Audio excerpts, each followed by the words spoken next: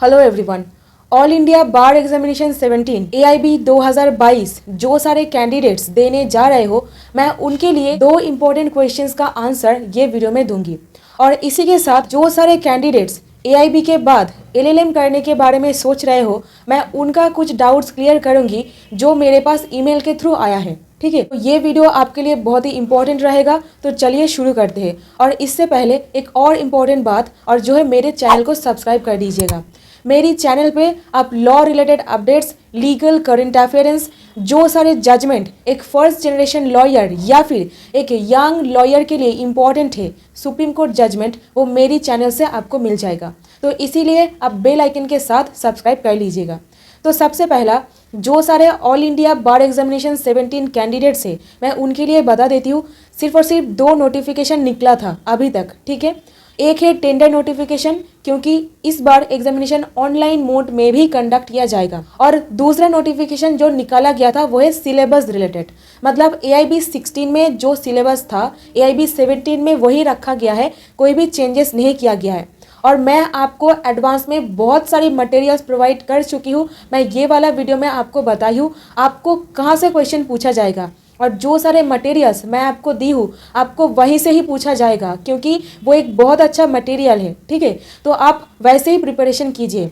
और बाकी रहा कब एग्जामिनेशन होगा, ठीक है, तो अभी तक कोई भी नोटिफिकेशन नहीं निकाला गया। Registration date related, registration form कब ओपन किया जाएगा, एग्जामिनेशन कब कंडक्ट किया जाएगा, रजिस्ट्रेशन प्रोसेस क्या है, इससे रिलेटेड कोई भी नोटिफिकेशन अभी तक नहीं निकाला गया है। तो इससे क्लियर जाहिर होता है दैट आपका एग्जामिनेशन में अभी टाइम है। तो मैं यहाँ पर आपको बताना चाहूँगी, आप ये सिचुएशन को पॉजिटिव नज़र से देखिए और सोचिए आपके पास टाइम है, आपको टाइम दिया जा रहा है, तो आपको बहुत अच्छी तरीके से प्रिपेयर करना है ये एग्जामिनेशन के लिए, आपको एक ही अटेम्प्ट में क्लियर करने के लिए। और मैं आपको स्ट्रैटेजी भी बता रखी हूँ ये एग्जामिनेशन एक अटेम्प्ट में कैसे निकाला जा सकता है। तो आप पॉजिटिवली सोचकर अपना प्रिपरेशन कीजिए। जब भी नोटिफिकेशन निकाला जाएगा मैं तुरंत आपको बता दूंगी। ये नहीं आज नोटिफिकेशन निकाला गया है 4 दिन बाद आपको बता रही हूँ। ठीक है, जब भी निकाला जाएगा मैं इमीडिएटली आपको बताऊंगी। तो अभी ये सब नहीं सोच करके आप प्रिपरेशन लीजिए, ध्यान से खुद को लकी मानते हुए प्रिपरेशन कीजिए, क्योंकि आपको टाइम दिया जा रहा है, ऐसा सोचिए। ठीक है, और दूसरा पॉइंट की तरफ बढ़ते हैं, और वो है जो सारे कैंडिडेट्स AIB के बाद LLM करने के बारे में सोच रहे हो, मैं उनके लिए बता देती हूँ। आप AIB के लिए एंड LLM के लिए साइमल्टेनियसली प्रिपरेशन कर सकते हो। ठीक है, और LLM कोर्स आपको 2 साल वाला करना है, ये आप ध्यान में रखिएगा। ठीक है, बस जो भी स्टेट से हो आपको वहाँ का जो इंस्टीट्यूशन है वहाँ पर जा करके चेक करना है, वो लोग 2 साल ऑफर कर रहा है या फिर 1 ईयर। ठीक है, तो मैं आपको बता रही हूँ क्यों। सपोज देखिए, जो मैं पिछले वीडियो में आपको एक इन्फॉर्मेशन दी थी that bar council of India पूरा ऑल ओवर इंडिया में एक ही कोर्स LLM कोर्स लागू करने के बारे में सोच रहे हैं, और वो है 2 साल वाला LLM। तो सपोज अभी आप मेरे पास जॉब इंटरव्यू के लिए आए हो और 2 कैंडिडेट आया है, एक है सपोज ये इंसान और दूसरा है आप किए हो 1 साल वाला LLM, और दूसरा जो कैंडिडेट आए हैं वो किया है 2 साल वाला LLM। मैं किसको हायर करूँगी सोचिए। मैं डेफिनेटली जो 2 साल वाला LLM कोर्स किए हैं मैं उनको हायर करूँगी, है ना।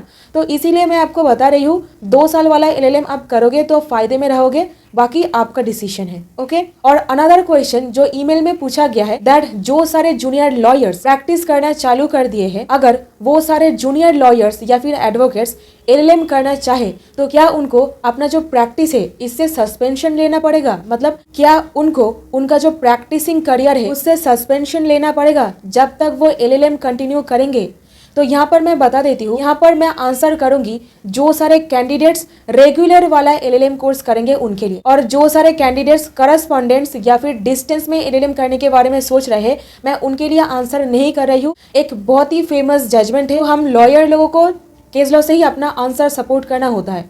तो आप भी जब प्रैक्टिकल फील्ड में उतरो तब आपको केस लॉ जानना ही जानना पड़ेगा। ठीक है, तो यहाँ पर एक बहुत ही फेमस जजमेंट है, वो है Lavkesh Kumar versus Haryana state industrial 2011 का। इस केस में बताया गया है जो सारे एडवोकेट्स रेगुलर LLM कोर्स करना चाहते हैं वो कोर्स कर सकते हैं, इसके लिए उनको कोई भी सस्पेंशन लेना नहीं पड़ेगा अपना प्रैक्टिस से। ठीक है, और दूसरा पॉइंट, प्रैक्टिस का मतलब क्या है। प्रैक्टिस का मतलब आप सभी लोगों को लगेगा रेगुलर कोर्ट में जाओ, केस लड़ो, कोर्ट में जा करके जो सारा प्रोसीजर्स होता है वो फॉलो करो, इसको ही एक प्रैक्टिसिंग एडवोकेट बोला जाता है ना। But let me tell you one thing, practice का मतलब ये सिर्फ नहीं होता है।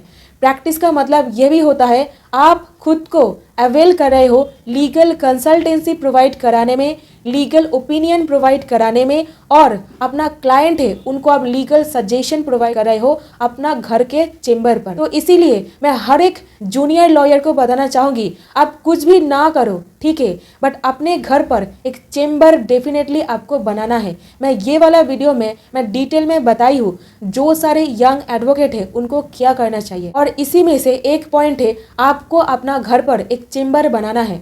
हाँ, समझ में आता है डेली कोर्ट में जाना किसी को पसंद नहीं है, ठीक है, मतलब एक स्ट्रेसफुल हो जाता है, एक टायर्डनेस हो जाता है, बट कोई नहीं, आपको घर पर एक चेंबर डेफिनेटली बनाना है। और ऐसा भी हो सकता है आपका इंटेंशन है लंदन जाकर या फिर फॉरेन में जा करके LLM करना या फिर PhD करना, वहाँ पर तो आप कोर्ट में जा करके प्रैक्टिस नहीं कर सकोगे क्योंकि आपका तो इंटेंशन अलग है। तो ऐसी केसेस में आप अपना घर पर एक चेंबर डेफिनेटली बनाओ। डॉक्टर्स लोगों का जैसा होता है एक चेंबर बनाना पड़ता है पेशेंट्स देखने के लिए, तो लॉयर के लिए भी वो सेम अप्लाई होता है। आपको एक चेंबर बनाना है जो सारे लोगों को लीगल बीमारी लग चुका है उनको सजेशन प्रोवाइड करने के लिए, उनको हेल्प करने के लिए। तो ये जो लवकेश कुमार केस है यहाँ पर क्लियरली बता दिया गया था जो ये सारे कंटेंशन में आपको बताया, और इस केस में जो पिटीशन फाइल किया गया था इसको टोटली डिसमिस किया गया था, ठीक है। तो इससे जाहिर होता है जो सारे एडवोकेट्स AIB देने के बाद LLM करने के बारे में सोच रहे हो वो लोग कर सकते हो, कोई भी रोक टोक नहीं किया जाएगा, ठीक है। तो मैं उम्मीद करती हूँ